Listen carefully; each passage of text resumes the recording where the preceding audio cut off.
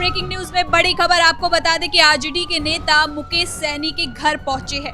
क्यों पहुंचे हैं इसकी वजह अभी सामने नहीं आई है, लेकिन आज मुकेश सहनी 12 बजे उन्होंने अनाउंस किया था कि वो प्रेस कॉन्फ्रेंस करेंगे, फिर उसको टालकर 6 बजे किया गया कि वो 6 बजे प्रेस कॉन्फ्रेंस करेंगे, लेकिन ऐसा नहीं हुआ। लेकिन अब खबर आ रही है कि आरजेडी के नेता मुकेश सहनी के घर पहुंचे हैं उनसे बातचीत करने के लिए। तो इसी खबर पर ज्यादा अपडेट के साथ मेरे साथ मौजूद है मेरे सहयोगी हर्ष भारद्वाज। सर, तो आरजेडी के नेता मुकेश सहनी के घर पहुंचे हैं, आखिर क्यों? देखिए, मुकेश सहनी को मनाने की जुगत इस वक्त आरजेडी में चल रही है, क्योंकि मुकेश सहनी बार बार ये कह रहे हैं कि मुझे डिप्टी सीएम का पद चाहिए। हालांकि अभी एक खबर सामने आ रही है कि आरजेडी की तरफ से उन्हें 15 सीटों की सूची सौंपी गई है। और क्या सवाल ये है कि क्या वो मान पाएंगे या नहीं मान पाएंगे, क्योंकि डिप्टी सीएम को लेकर वो बार बार ये कह रहे हैं कि मुझे डिप्टी सीएम बनना है, अगर आप मुझे डिप्टी सीएम नहीं बनाएंगे तो मैं बगावत पर उतर आऊंगा। हालांकि वेट एंड वॉच की स्थिति में लगातार वो थे और इसलिए उन्होंने प्रेस कॉन्फ्रेंस की अनाउंसमेंट की थी कि वो 12 बजे प्रेस कॉन्फ्रेंस करेंगे और ऐलान करेंगे कि क्या वो महागठबंधन का हिस्सा है या फिर महागठबंधन का वो हिस्सा नहीं है। और जब आरजेडी में बात नहीं बन पाई तो समय को और आगे बढ़ा दिया गया और ये समय 6 बजे का रखा गया कि 6 बजे वो प्रेस कॉन्फ्रेंस करेंगे, लेकिन 6 भी बज गए और उसके बाद भी प्रेस कॉन्फ्रेंस नहीं की।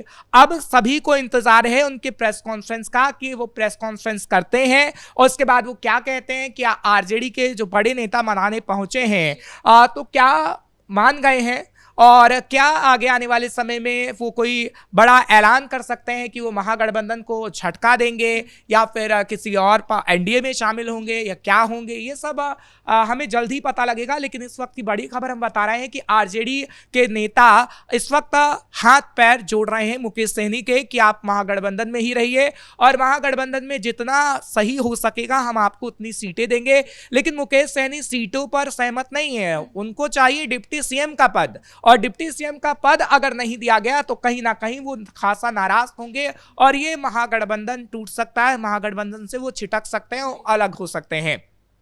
खैर, ऐसा होगा या नहीं ये तो वक्त ही बता पाएगा और कैपिटल टीवी सबसे पहले अपने दर्शकों को खबर बताएगा। लेकिन वीआईपी की जहां तक हम बात करते हैं तो लगातार वो पहले से ही इस बात को कह रही थी, तकरीबन 1 महीने नहीं 2 महीने पहले ही ऐलान कर दिया गया था कि मुझे डिप्टी सीएम का पद चाहिए। लेकिन तेजस्वी उस वक्त बुरे फंसे हैं, क्योंकि तेजस्वी आखिर ऐसा कैसे कर पाएंगे, क्योंकि देखिए उनके बस की बात नहीं। महागठबंधन में अभी सीटों का बंटवारा ही नहीं हुआ है और हम देख रहे हैं कि किस तरीके से सिरफटौल की स्थिति बनी हुई है और कांग्रेस ज्यादा से ज्यादा सीटें मांग रही है, तेजस्वी ज्यादा सीटें देने को तैयार नहीं है, कुछ लोगों को सिंबल दिए जा चुके हैं। मुकेश सहनी कह रहे हैं कि उनको 15 सीटों का दाव दिया जा रहा है उस पे, तो क्या उसके साथ वो ये भी कहेंगे कि मुझे डिप्टी सीएम का पद भी चाहिए? तभी बार बार ये बात कह रहे हैं, कहेंगे नहीं, वो बार बार ये बात कह रहे हैं। मैंने कहा कि 2 महीने से वो लगातार ये बात कह रहे हैं। लेकिन सवाल है कि क्या उन्हें डिप्टी सीएम का पद मिलता है या फिर वो संतुष्ट हो जाते हैं उन सीटों पर जो उन्होंने सीटें आरजेडी से मांगी हैं। क्योंकि अब यही देखने वाली बात होगी, जहां पर भी मुकेश सहनी किसी भी पार्टी में रहते हैं तो ये कहा जा सकता है कि हाँ, फायदा तो जरूर पहुंचाते हैं, लेकिन अगर वो एनडीए के कुन में गए तो कहीं ना कहीं एनडीए का ही फायदा होगा, क्योंकि इस वक्त महागठबंधन से वो अलग जरूर होंगे अगर उन्हें डिप्टी सीएम का पद नहीं मिलता है। तो अगर हाँ सब कुछ ठीक ठाक हो जाता है तो हमें एक प्रेस कॉन्फ्रेंस देखने को मिलेगी और प्रेस कॉन्फ्रेंस में वो ऐलान कर सकते हैं कि सब कुछ ठीक ठाक है, जबकि दूसरी तरफ ये भी ऐलान हो सकता है कि वो अब महागठबंधन का हिस्सा नहीं रहे। कहीं ना कहीं आगे आने वाले समय में यही कहा जा सकता है कि महागठबंधन में जिस तरीके से पहले सिरफटौल हो रहा था अभी भी यही देखने को मिल रहा है और शायद आगे आने वाले समय में भी देखने को मिलेगा, क्योंकि एक एक करके, हालांकि तेजस्वी यादव ने अपना नामांकन तो दाखिल कर दिया है, नॉमिनेशन फाइल कर दिया है, लेकिन तेजस्वी ने अभी अपने पत्ते नहीं खोले हैं क्योंकि कांग्रेस में लगातार मीटिंग्स पे मीटिंग्स हो रही हैं और ये कहा जा रहा है कि तेजस्वी बिल्कुल भी मानने को तैयार नहीं है। आप आज का भी सोशल मीडिया अकाउंट अगर तेजस्वी का देखेंगी और कल का भी सोशल मीडिया अकाउंट तेजस्वी का देखेंगी तो आपको उस तस्वीर के माध्यम से समझ आ जाएगा, जिसमें तेजस्वी ने तस्वीर डाली है और ऊपर कैप्शन दिया है तेजस्वी की सरकार। अगर वो ये कैप्शन नहीं डालते और लिखते महागठबंधन की सरकार, तब तो ये समझ में आता कि महागठबंधन में सब कुछ ठीक हो गया है।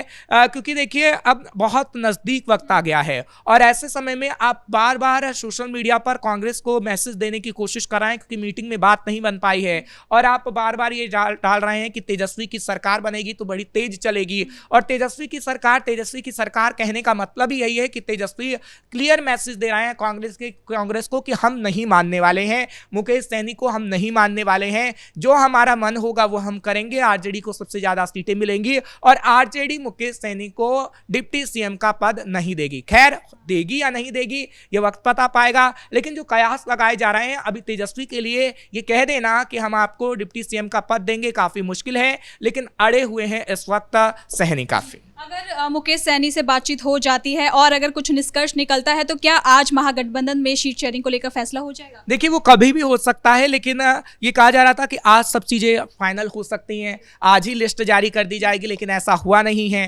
अब कल भी देखने वाली बात होगी कि ऐसा होगा या नहीं होगा। लेकिन जितनी जल्दी आप सीटों का ऐलान करेंगे कि कौन सा उम्मीदवार कहां से उतर रहा है, तो उतनी जल्दी उन्हें प्रचार का समय भी ज्यादा से ज्यादा मिलेगा, क्योंकि वक्त कम रह गया है। देखिए, अक्सर बिहार में जो हुआ है ना, 3 चरण में वोटिंग हुई है और 3 चरण में जब वोटिंग हुई है तो हमने देखा है कि राजनेताओं को भी काफी समय मिला है। लेकिन इस बार बिहार में 2 चरण में वोटिंग हो रही है, इसलिए शायद राजनेताओं को कम समय मिलेगा।